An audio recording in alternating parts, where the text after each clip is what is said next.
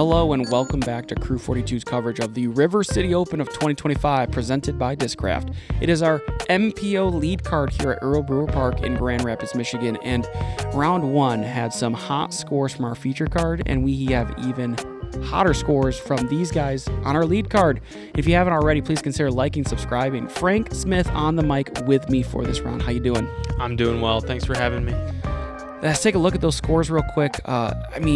Let's take a look at our players first. We have Nick Gill, Andrew Hedgspeth, Austen Bates, and Gavin Cunningham. Couple newer faces on our card. Andrew tying Nick at that 12 under mark. And taking a look at the leaderboard, we have a lot of people still in the race. Yeah, and a lot of big names down on the lower side ready to chase and do something special. You see Zach, who is on first round lead card. You got Ben, a lot of good players out there ready to attack this course. All in the mix still as we move over to hole 1, 274.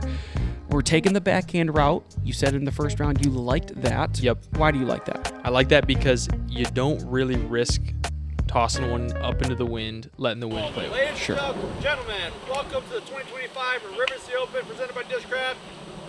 Here today is your round 2 MPO lead card.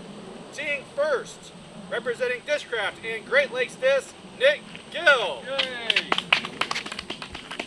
And I think that you can mitigate those skips that you just mentioned by throwing something much slower. Yep. So unlike the forehand play, which is over the top and narrowing as those bushes on the left continue to grow, I think this is going to become more and more popular. I would agree. Next You see up, Nick here doing this well. representing K-Aces Disc, Andrew Hedgspeth. Yay! First time on the channel, we got Andrew. I would imagine if I'm ever going to make a lead card, I want to make a lead card this way, right? Yep. You just show up on the scene, tie for the lead, looking to race. Right. He's a newer player on Next Kalamazoo. up, Yeah. representing Discraft Good player. and Great Lakes Disc, Austen Bates. He does throw far. I see him sometimes at our local leagues, and it takes me driver mid-range to be 100 feet short of his throws. Yep. So You see Austin going with this forehand. It's got to sit. It's a little deep. he's trying to play the Plinko, which was a common play, I would say, last year and the year before, but And rounding it's getting out a your little round squirrely 2 now. MPO Yep. lead card, representing Discraft and Great Lakes Disc, Gavin Cunningham. Gavin, also a newer name on the channel. Another guy who can, huck a disc. Yep. He can throw it pretty far. Not so much a forehand player, though. Not at all. He does have really good control with more stable disc to put on angle, so that's how he can attack this course still. But we're going to have to see how that he attacks the course a little more uniquely than maybe we've seen in the past. Right.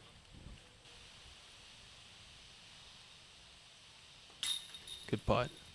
It's a scary putt. It is a scary putt. First hole, 25 feet, cameras. That's probably what that was for Andrew. For me personally, I don't buy into the cameras make you nervous mentality, especially because, if my dreams and aspirations are to be on the tour, if I can't handle a camera, how am I going to handle 50 people around me at any given time? So, it's something you just have to be able to deal with, even if it does impact you in some way. But, I would imagine, oh, no, just not able to convert.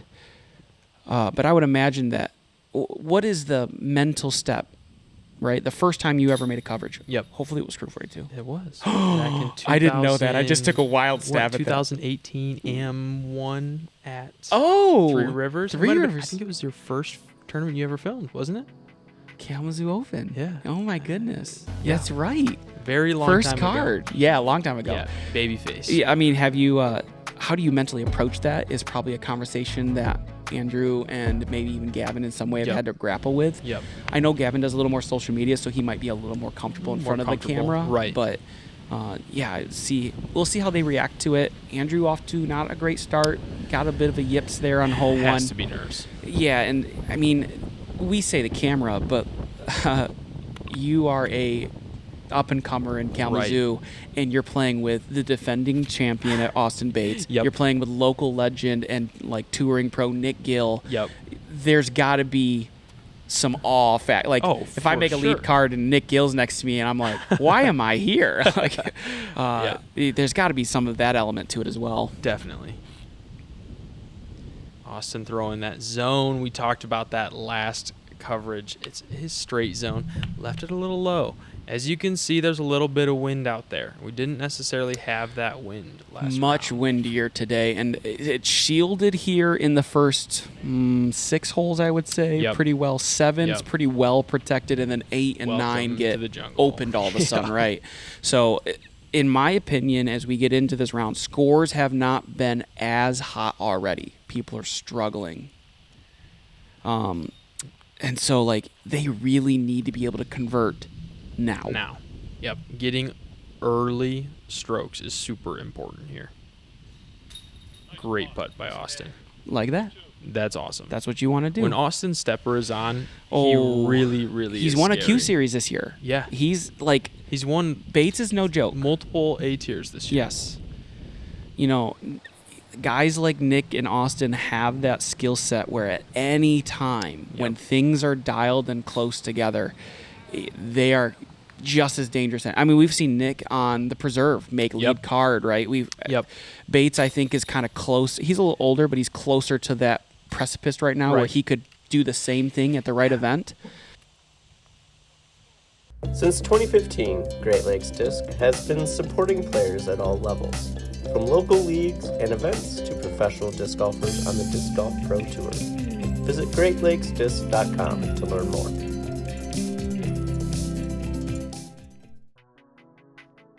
Austin's not been playing for super long. He's Right. one of the COVID kids, and And he's over 30, which means he's had less time, and he's already this good. I'm not jealous. I like the center gap. Most of you are going to like the center gap. Is that a better play in the wind, or is this sheltered enough where the wind isn't that much of a factor? wind's not too much of a factor here. At most, you'll have a little tailwind, but you're going to see probably every one of these guys going down the middle. I say that, and then Gavin goes wide, and that's the problem with wide. Is it's just really you got to miss tight the gap. trees. You're right. Especially as a backhand. I'm surprised to see a backhand go wide. It's my play. Really? Yeah, I throw something fairly flippy. I throw a cicada on that, and I just try to let it drift. Let it glide. To be clear, I cannot throw a forehand farther than 260, so That's fair. That's why I do that. You're going to see Nick going right down the middle. I love this play. It's so simple for him, and this is about the worst it can get is a 40-foot putt. I would argue that watching this event historically, just as a camera operator and as a fan, I would say that the center play has become far more popularized recently, as I've seen. I think it was last year, year before, Luke Taylor changed his bag to all stupid stable stuff, and he started going up the gut with a really overstable. I think it was a Captain's Raptor, and I think other people kind of saw that play and they're like, "Oh, that's way easier. I don't have to try as hard maybe to get to the basket, or I can maybe manipulate that same kind of am angle and kind of capitalize on that." And I think it's like you mentioned. I think that's the play now. Even the backhand, as we saw Andrew try to tuck it on the inside. Right. I think that's a tougher, touchy shot. It's tricky. In years where my forehand hasn't been working and I go backhand, the play is to kind of push it long and straight into the woods and hope to play a little plinko, give yourself a 40-footer. Right where we saw Nick in round one. Hopefully it just sits early, right? Yep. We have Gavin right now. Long par putt. From a knee is not what you want to be. See if he can make some magic happen, but... And that is not the putt you want for bogey. The branches are going to obstruct him. Nick now from circles. That's 2 holes in a row that he's tickled. An inch or 2 off of making those putts. That's got to be tough in its own right as well. Like you need to get strokes early because you see an opportunity to take advantage of this field. I mean, if you're Nick, Bates, Gavin, any of these guys, right, or even Andrew, you're looking to take a strangle root hold on this court, on this round as fast as possible. Really quick. If I'm Nick, I want Austen to feel like, oh, man, I'm playing catch-up. Right. I'm not playing for position. You really want to try to put your foot down as quickly as possible, especially looking at some of the rounds earlier that have happened through the tee times that they're a little behind. Break us down here on hole 4, this par 5, 795. What are the 2 things you have to do here? Yeah. First thing is you have to get past this Mando tree on the left. Off the tee. If you're not past the Mando tree, there's no chance for eagle and there's almost no chance for birdie. So A lot of these guys are going to go straight fairway, try to get past the Mando tree, give them a chance to get up through the gap and attempt the eagle. Really hard to do. Luke Taylor does it better than anyone. He's almost thrown in an albatross. I've heard about that. We filmed it. You might have to go watch that. Yes. He threw a forehand and donut at the catch game at the time, turned around, and skips basket high about a foot away. Wow. We were trying. I mean, he was trying to beat out, what's his name? Philo's albatross. He's trying to beat it. Right. Highlights. See Austen missing left. That was his miss yesterday as well. Yep. And this is Nick's shot. Nick does this so well. It's a slight turnover. He's not trying to get into eagle position. Any guess on the disc? If I had to guess, it would be an Athena. No. What is it? Faster. Really? Yeah. Is it an Onyx? It's a Venom. Is it really? Yeah.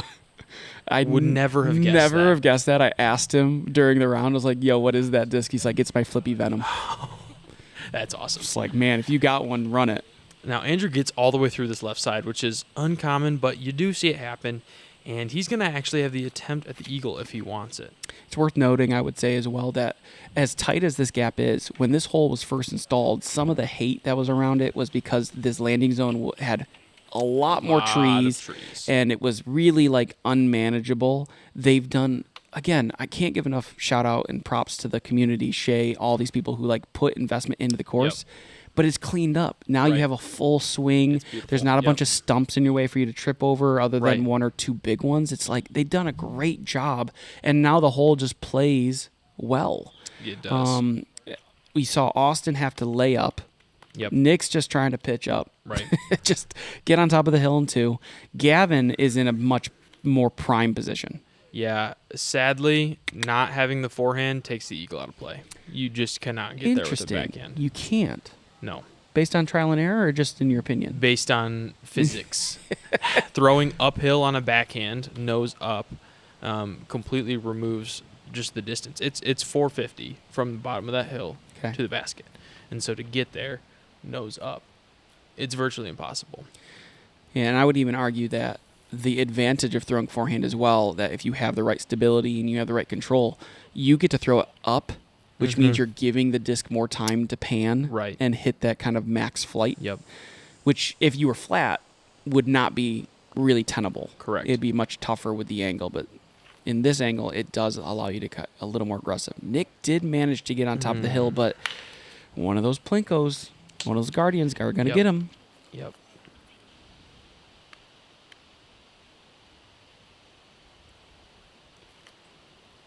Gavin throwing it right down the middle. Yeah. This is a great landing zone off of his approach, right? Yep. It's ideal to be right up there so that you can throw right down the gut. We didn't mention this in round one, but they not only have they added OB on the right side, so you can't throw roll or just bail out into the other fairway, they actually added OB around the long grass deep of the basket. So in past, if you're like, I just got to make sure I get there, I'm going to throw a little extra. If I go past, that's fine. You can't because you can leak into that OB deep. It's circles. It's more than circles edge. It's probably circle two, shallow. It's probably 40 feet. But it's there, and with the grass and the condition it's in, let's not play with fire. It comes into play quicker than you'd like. Nick here. Just laying up with a jump putt. Take his par. Not what you want to do. You'd like to be able to convert this into a birdie, as Andrew does nicely. A little right side, but stays in the basket. Able to get back on the right side of the scoring. Gavin with a good putt. His putt's looking good to start the day. Always a good feeling, especially the lead card. Again, like you said, playing with Nick Gill, playing with Austen Bates. And there's a little bit of nerves in and of itself, and just from them. And there's a relentlessness about it too, right? Yep. It's one thing to be, hey, I'm trying to play well. I'm trying to play well against a guy who doesn't mess up often. And they attack and they're aggressive. It can be a little different. Hole 5, par 4, 667, I swear, 667. Yep. You want to land just past that short tee pad. Now, the drone's taking the left gap where you can throw a forehand around this last kind of guardian tree. There is a right gap as well. The left gap is better, yeah? I would agree. Okay. I would agree. I think if you can get as close to the bushes and woods on the left as possible, that's ideal. Okay. Now, we can hear it in the audio. The wind is audibly present. It's ripping through here. Our microphones, which are having wind-resistant covers on them right now, are still picking up. You can see the signs are moving. And even though you can feel it on the T-pad, it's not necessarily in the fairway. Not on this hole, no. It's knocking on the door saying, hey, welcome to hole 7 and 8. But right now, let you be. Have fun while you can. I mean, you can take a direction of it, too, to know what it is, but it'll change by the time you get to 8. Yep, go stand up there on the hill, get a wind read, and then 30 seconds later, it's different. Yeah. That's Brewer. I wonder how many people, after they tee off on 7, grab a little grass, and they walk on the left side to get a little, just to see if there's a consistent wind to it or not. Because, I mean, when the wind's strong enough, it tends to stay a little more consistent. Doesn't quite swirl as much. Yep. And this is a much gustier day. I don't remember exactly what the numbers were. I would argue that it's 15 to 20 gusts. 15 to 20. Which means when we get in the open, it's 30. Because there's no wind resistance. Nothing stopping it. Andrew there leaks that one too far left. He's going to be pinched off on the left side. This is an awkward angle for Austen. It's going to be an Annie forehand landing flat. Good thing he's got that zone. We talked about these routes yesterday. They don't seem to do too much. And I do agree. Doesn't affect Austen. They catch more than they roll. Right. I think partly because there are so many. Yep. So I think if you land in them, you're always inside circle. Yeah, putting down. Would agree. And it's not so eroded where you're uncomfortable in your footing. Exactly. So I think it's something you can play to, but it does feel a little weird to say I'm going to try to throw this over the top into the roots. Yep. Yeah. Feels like you're adding an element, but it's actually helping a lot of people be more consistent. Nick's absolutely sliced and diced this hole the last 2 days. He's put it in the perfect spot, thrown a perfect upshot both times. Andrew did not get a favorable kick here. He is pitching out of the woods. Gets a good chunk of distance, though. Circle's edge. Yeah, deep of the basket. Have a putt back. Here he is now from 30 to 35. High and pushed out on the right side, it looked like. Not a fun roll either. He's nervous. You can tell a little bit. Yeah, and he didn't start the way he wanted either. No. I mean, one thing that can shatter a person's round is, you and I think both agree, if I can get a 25-foot putt on the very first hole and I drill it, I want to carry that momentum. Exactly. Whether I should be that motivated by that putt, maybe not. Right. But Andrew's kind of fighting the opposite, where he had that putt airballed twice, and now is having having to try to reclaim the. Exactly. And we know he can. He shot 12 down, right? And so he's fighting that part of him to get himself back, that engine going, so he can get back into scoring. And he has a chance here. 579, little uphill, very gettable. Very gettable. Requires a perfect tee shot. You can't really mess this one up. OB right, OB left, OB short. If you go right through this gap, there's a creek that runs in between the trees and the next set of trees, essentially, that, discs do end up in. If you're right side like this, OB comes into play. Gavin might be in the OB. We'll see when we get up there. The only thing I miss is the years that there's no OB on this hole, or relevant OB on the right side especially, is that you have some guys like Luke Taylor, Kyle Klein go for the basket. Yep. And with the OB, there is zero incentive to do that. Right. Because it makes it an automatic par. Yeah, there's just no need. But, it's always fun from a viewer standpoint to be definitely. To hear Kyle go, I'm going for it. And it's like, let's see if he can get this up there. And especially, I will say this, I think it's a good change because that trunk, or the stump that's dead, that kind of blocks it, is decaying. Yep. It's been trimmed up. Right. The trees behind it have been kind of cleaned up as well. Yep. It's easier to get to the green, I think. Yeah, I would agree. And Andrew finds this creek here. He does actually have a gap to the basket, and this looks a little right. Good tree there, pushing it back in the fairway.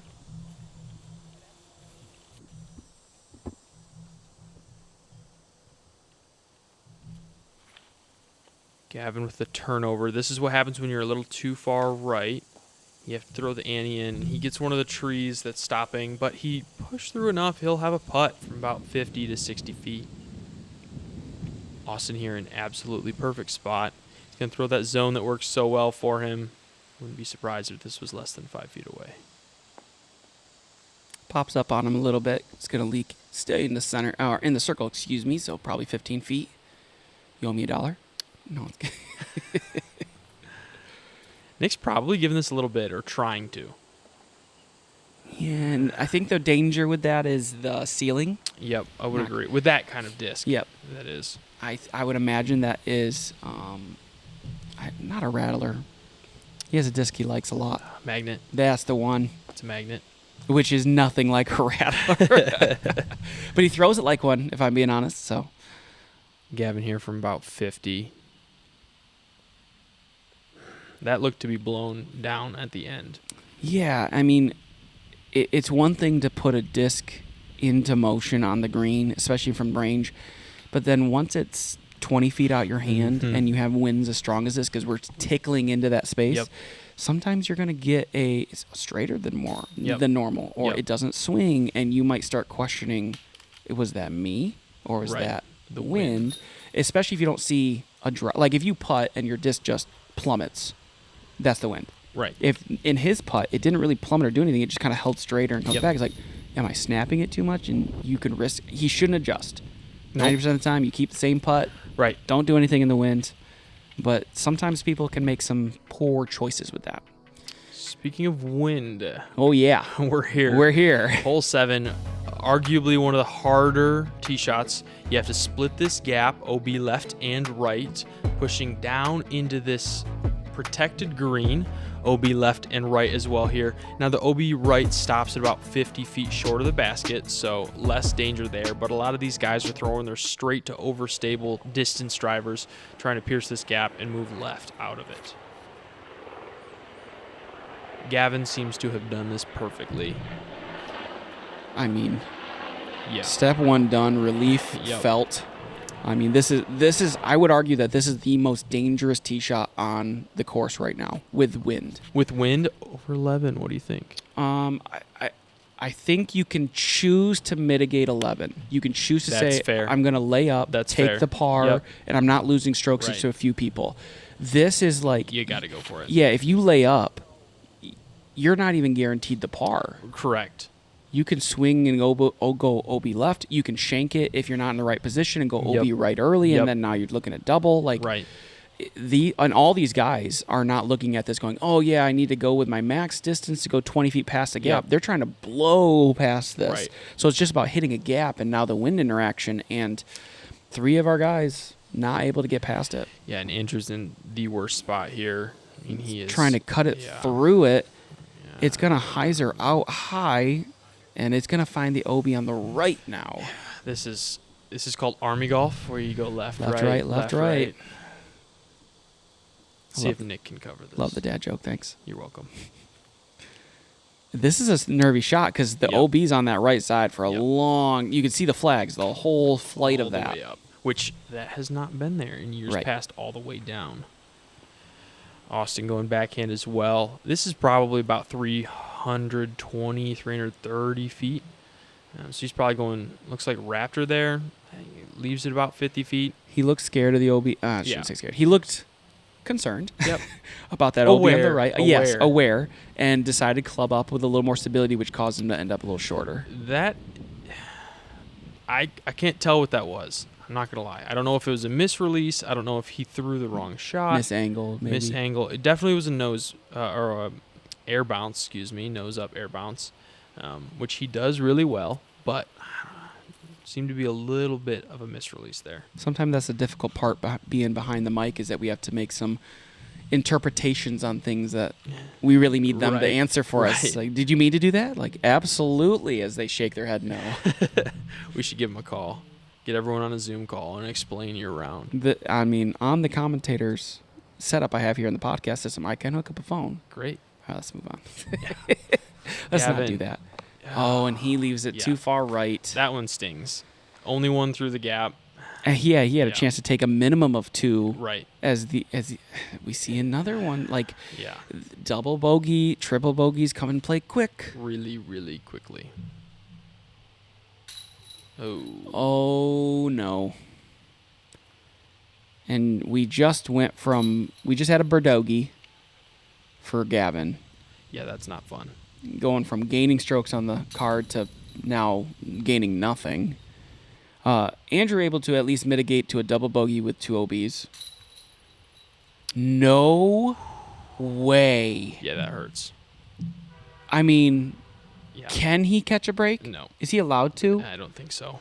That see, the worst part about that is you wouldn't change anything. I mean, literally, It's not dead even center. high. It's not even high. It's not even high. It's his putt is nose down too. Like, look at this. It hits. Oh man, that makes you want to throw up. It really does. It's like a gut punch. Yep. Oh gosh. Because there's nothing you can do about it. Yeah, I mean, we need to be aware, right? I think Nate Sexton maybe has the greatest quote in terms of putting, where you deserve 0 putts. Yep. Right. Right. If you every time you counted the putts that caught the last chain and caught in, and the number of putts that do that to you, you're still 0 overall, right?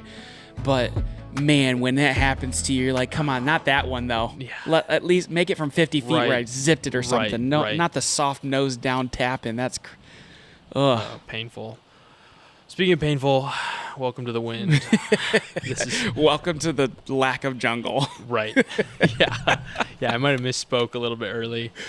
Yeah. Hole 8, 420, wide open. But honestly, it looks like the wind is a little bit down here. So Gavin does it well, flexing something, puts it about 15 feet from the bucket. This is the danger.